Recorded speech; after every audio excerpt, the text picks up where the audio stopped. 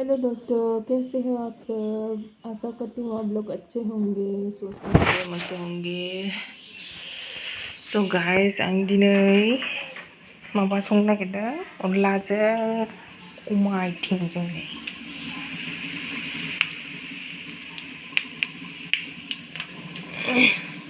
Ready दंजोबखायो। जीरा powder में हल्दी, ओमफ्राय बेनो जाहैबाय आलु, फुलकबि, ना गोरान।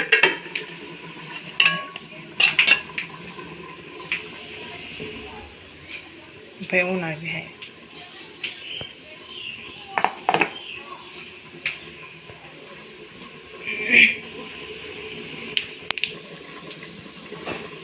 जीरा एसे होनोसै, बेनिफ्राय दै एसे। यहाँ पे पहले से ही नमक दे दिया है। लोगोफोर, थाइजौआ गोदैथार लोगोफोर, बे थाइजौआ बहुत मीठा है। और बेनिफ्राय नैबे जाहैबाय जोसा माइरं जावनांगौ दं।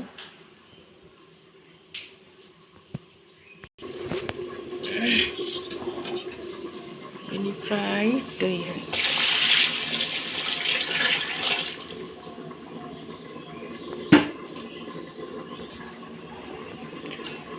हरबाय नै लोगोफोर।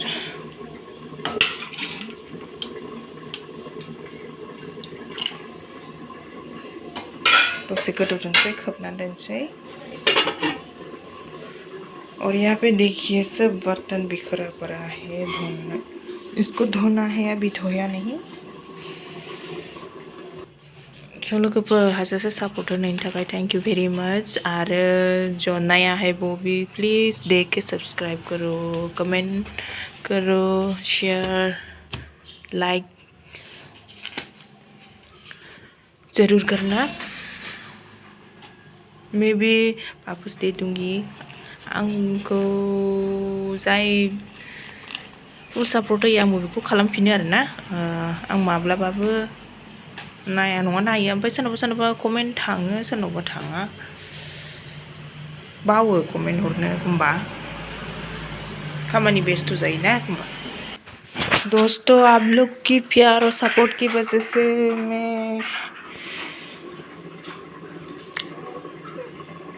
मेरा चैनल आगे बढ़ रहा है। ऐसे ही प्यार दे दो और सपोर्ट करो, मैं भी आप लोग को दे दूँगी। सॉरी, आङो टमेट' होनो नागिरदों आरो बेयाव टमेट'बो दं, आं दहाय खिन्थानाय जायाखै। यहाँ पे टमाटर भी दे दिया है। और यहाँ पे देखो, ओइ लेखा फरायनाया मा फरायहैद', दानो दोनबाय। दानो मानो दोननांगौ, थां एसे फरायबाव।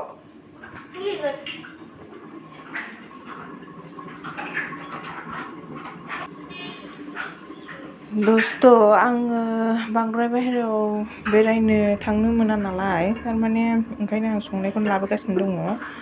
गाज्रि दामोन, संनाय खावनायखौनो होगासिनो दं आं दा। जुदि बाहेरायाव थांनो मोनबा बाहेरानिखौ लाबोयो आरो।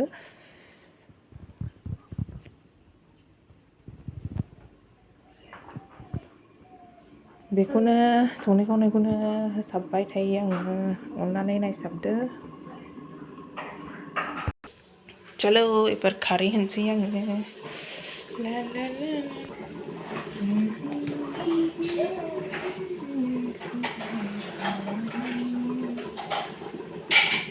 खारै लोगोफोर,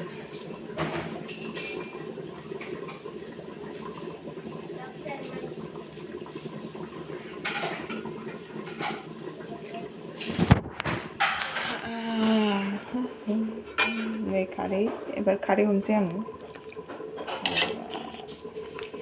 गोदौथोंसै एसे ग्लाब ग्लाब।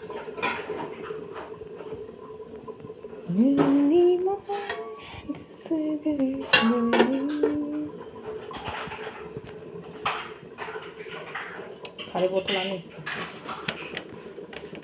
सरनानै दोनखानांगौ नङाबा हास्लाबाना जानो सरनानै दोनखादों मालाबा बेयाव दाख्लै नैबेसिम सरनो नांगौ मालाबा नैबेसिम थांबाय जाबाय थानाय जायो फ्रायानो मिरामिसबाबो जायो फारसे गोदौगासिनो दङ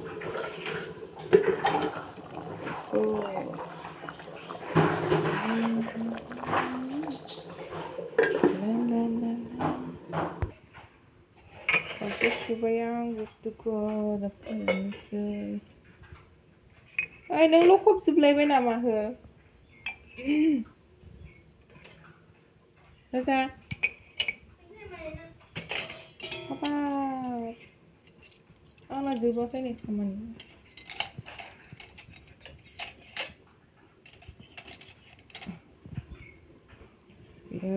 गोदौबाय थाथोंसै स' नायलांबाय थागोन लोगोफोर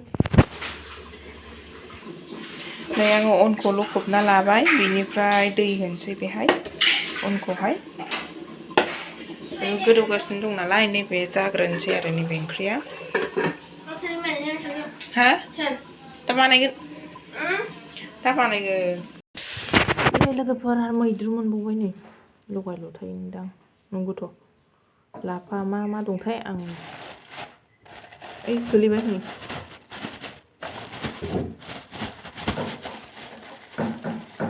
फ्राय एवबावनांगौसो बेखौ दा खालाम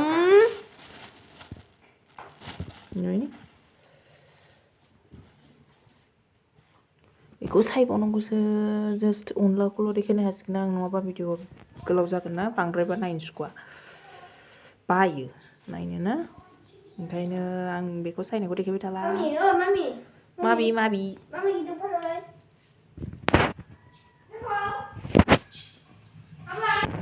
नैबे मोनसेया मोनबाय नै ना गोराना फुलकबि आलुआ मोनबाय आरो ना बेनिफ्राय ओरै गोदौगासिनो दं ग्लाब ग्लाब एबार अन होनोसै लोगोफोर आं दैजों लगायनानैसो होयो खायफा खिन्थु माबानानैसो होयो आरोना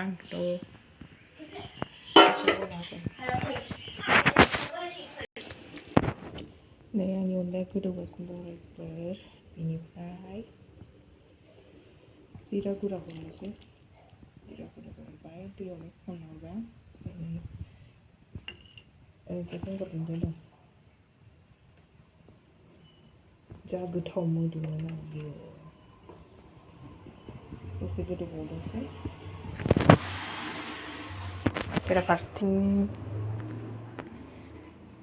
नैबेखौबो सायगासिनो आङो लाफाखौ लाफा ओमफ्राय माबा थुनथिनि ना मा होनो बेबो दं नायलांबाय थादो लोगोफोर रेडि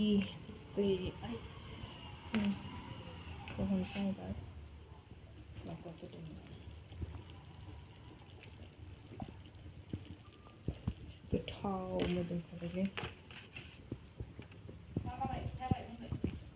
माया मोनबायानो एसे जबहोबावदां मा बिलाइ खानानै लायदों मोनबायानो र' स' गाइस रेडि हो गया देखो बेखौ आं दा बोखांसै नै लोगोफोर रेडि जाबाय आरो आंनि भिडिअखौ नायना मोजां मोनोब्ला please like share comment and subscribe खालामना हो अननानै सोरबाफोर गोदान नंबा अगर नए हो तो प्लीज़ सब्सक्राइब ज़रूर करना लाइक करना दोस्तों के साथ शेयर ज़रूर करना आज के लिए बस इतना ही